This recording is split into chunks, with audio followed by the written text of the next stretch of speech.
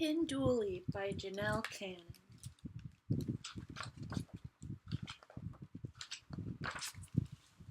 The sun was low in the East African sky. The animals had been sleeping all through the hot afternoon, and now they began to stir. Pinduli awoke before Mama Hyena, eager to explore. "Don't go far," Mama Hyena yawned. "We must hunt soon. There has been so little to eat lately that we need all night to find enough to fill our bellies." Pinduli promised to stay close and trotted away. As Pinduli passed the water hole, she spied sleepy animals in the brush. She sniffed the air, which was rich with exquisite and mysterious smells. But something was not so exquisite or mysterious. It was the smell of a dog. Pinduli's sharp ears picked up the soft pounding of pads on the dirt. She spotted a pack of wild dogs at play on a faraway ridge, and then they saw her. The leader dashed toward Pinduli. The others trailed behind and yelped, "Watch out, dog! It's a hyena!" "Just a shrimpy one," Dog scoffed, coming closer. "If it didn't have all that stripy fur, those ears would make me think it was a baby elephant." The pack erupted into wheezing laughter and galumphing away, tongues lolling. Pinduli had never given a thought to her ears. Were they really so big? She let them fall flat against her head. Plip-plop. "I can hardly hear now," Pinduli thought, but she kept her ears down. "Ahem," a rumbling voice came from the scrub. "Ahem." Pinduli whirled around. A lion! The little hyena poofed her mane and suddenly looked twice her size.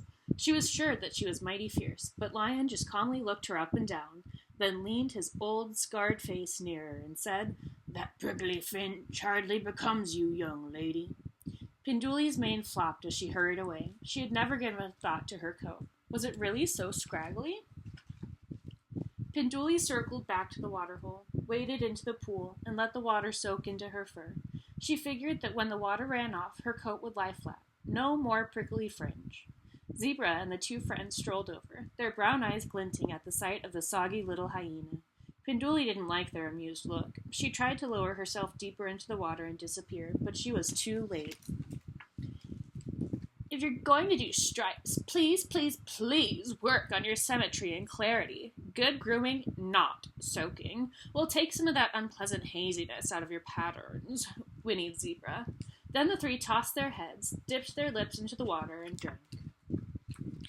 Pinduli splashed past the startled zebras and escaped into a quiet spot. Were her stripes really so disorderly? Didn't Mama Hyena always say she was the most beautiful hyena ever? She rolled and rolled in the pale dust, which stuck to her wet fur. Soon her soft stripes had completely vanished. Ears pinned, coat flattened, and dusted to a pallid gray, Pinduli wanted nothing more than to get home, hoping no one would notice her. "I'm really in trouble now," she worried. "I've been gone a long time, and Mama gets awfully cranky when she's hungry."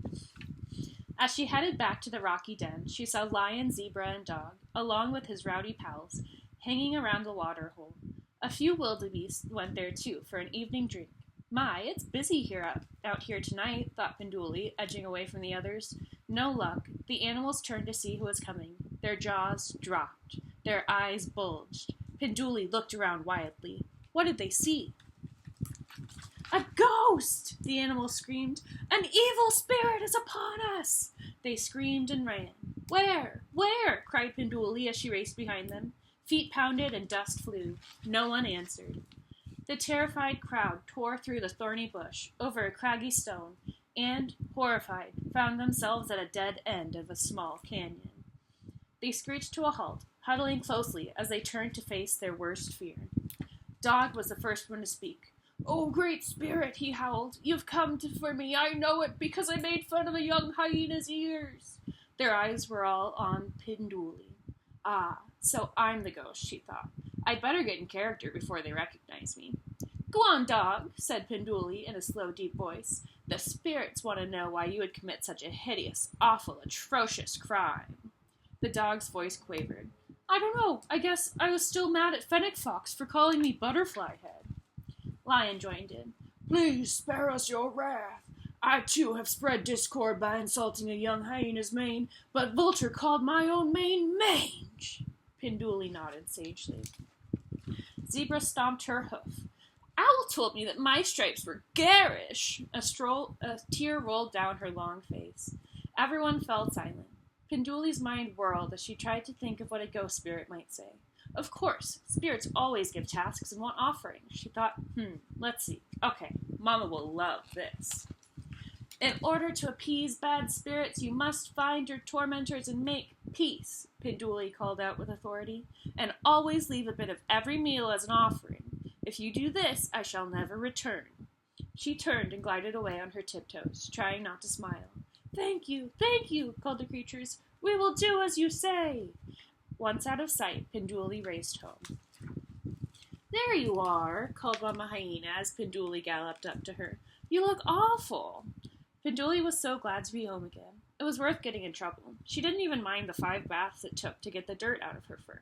In fact, it took all night to get Pinduli looking like a beautiful hyena again. I was worried sick. I went looking everywhere for you, said Mama Hyena as she helped smooth Pinduli's coat.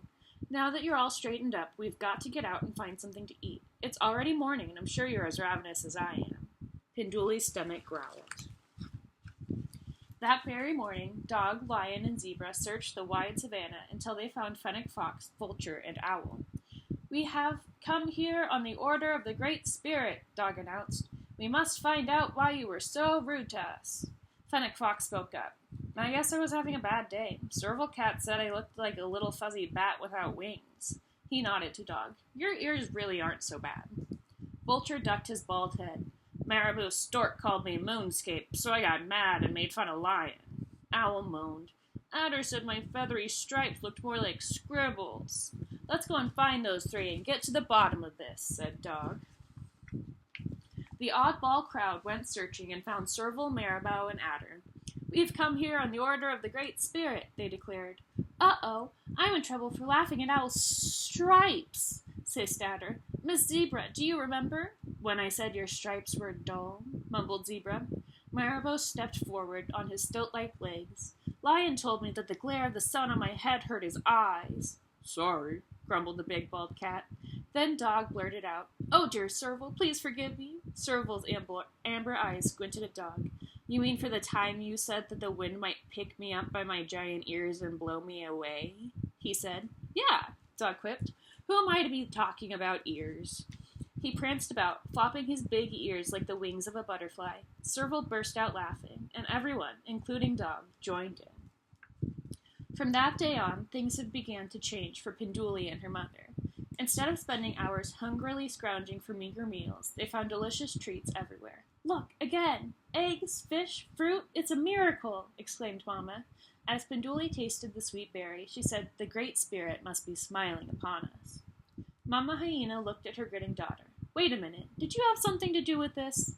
Laughing and feasting, Pinduli told the whole story. You're not only the most beautiful hyena ever, said Mama, you're the smartest hyena ever. The end.